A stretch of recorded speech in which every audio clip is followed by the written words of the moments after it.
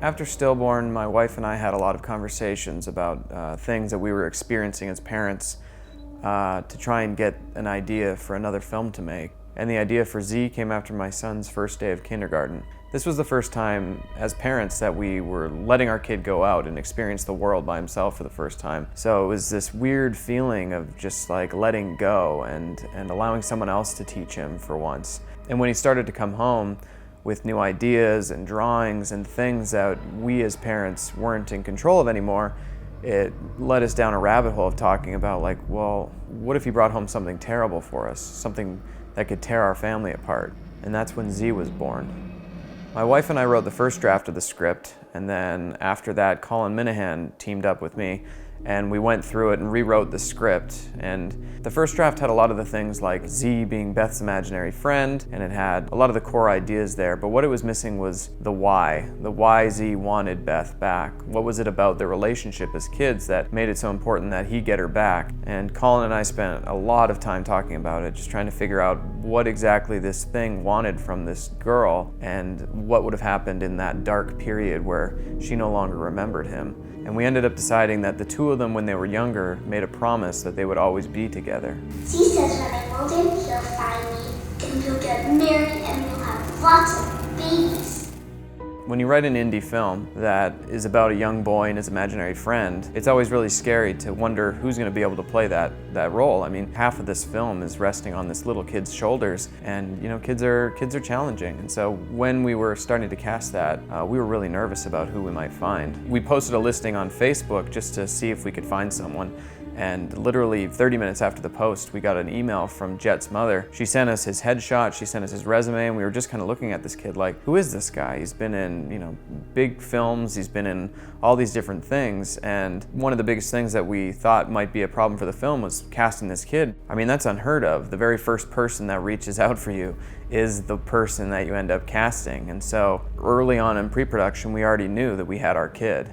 Josh is a nice, sweet kid, but Z makes him do really bad stuff. Joshua, I am speaking to you. Do you like it? It's Z.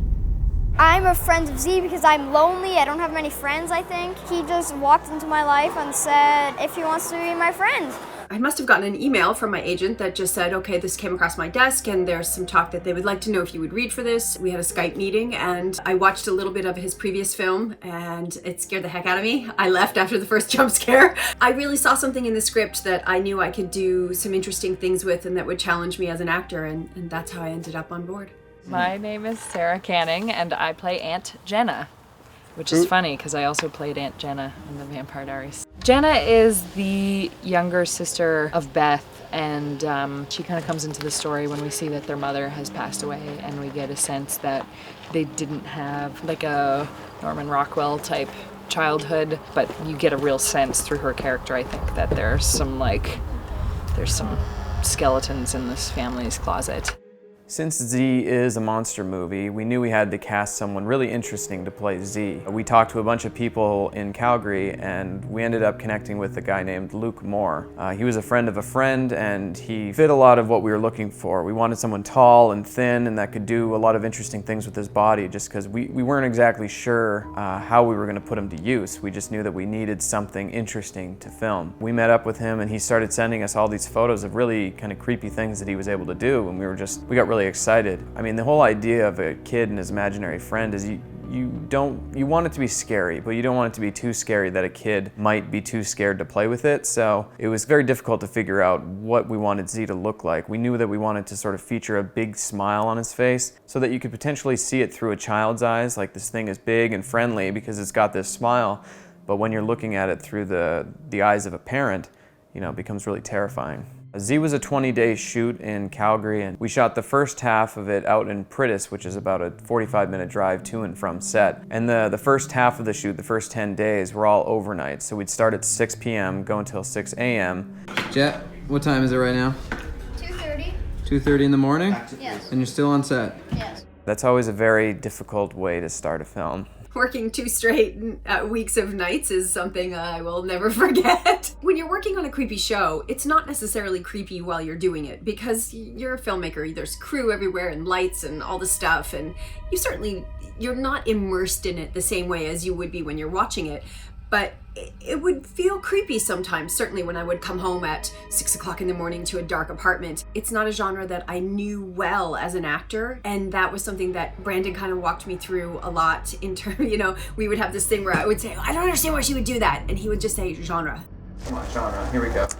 It was a joke that we had, but at the same time, it helped me to understand in moments where I felt a little lost or untethered as an actor that what would serve it as a genre piece was that last lingering look, or these moments that are simple little things, but they really are part of the genre and what builds the tension for the audience. Emergency. The last week of the shoot was really interesting because we saved everything with Beth living with Z until the very end, so she was really into the character at that point, and we really got to just sort of take Keegan and put her through hell. It was really fun to watch her to do that because there was no one there with her. It was just Keegan talking to nobody, to Keegan looking at nobody, and she had to react off of these things, and it was oftentimes just me telling her what to do at the moment. It was a lot of fun to watch Keegan just kind of go crazy with us and follow us down this rabbit hole and just sort of get to that place where she could be alone with this thing that was just tormenting her and abusing her and reliving this past that she had forgotten about. And so she really had to go to some really dark places during that last week. But to get to really push yourself as an actor is not necessarily something you get to do as often as you would like. And even though it scared me and I had apprehensions about it, I remain really glad that I did it. It was a great group of people because it's hard when you're working midnights and everything else, but we tried to laugh through it, and we laughed a lot and we had a good time, and I really loved playing that role, and I'm grateful for that opportunity. It took us 2 years to make Z, and the production of the film itself is only like 4 weeks long. And so it's really interesting because it's such a short period of the entire making of the film, but you're working so intimately with these people. You've got actors, you've got crew, some that you know, some that you don't, and you're trying to create this project together that everyone wants to be proud of. They want to be able to say, hey, I worked on that, I worked on Z. We made this thing together. I still remember on the very last day of the film, just all of us, once we wrapped, the sense of like, we did this thing, we made this together, and we were there because we all wanted to tell a story. And there's something I think really wonderful and true about indie film in that respect, and I loved that experience.